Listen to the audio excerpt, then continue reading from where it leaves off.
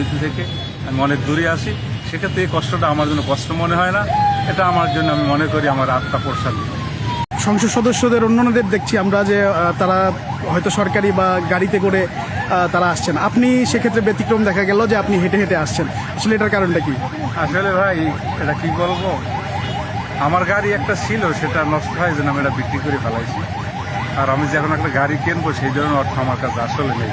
এটা আপনারা আসলে এই জায়গায় অনেক সাংবাদিকরা আমার পিছন থেকে সামনে থেকে এটা আমার অগোচরেই তারা ছবি তুলে ফেলে।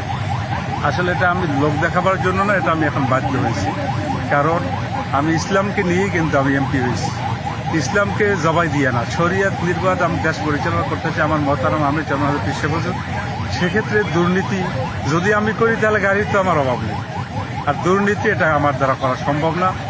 কারণ দুনিয়ার এমপিগিরি, দুনিয়ার এই বাহাদুরিগিরি এটা আসলে কয়েকদিনের জন্য, আখেরাত আমাদের জন্য অপেক্ষমান। আখেরাত যেন নষ্ট না হয় সেক্ষেত্রে আমি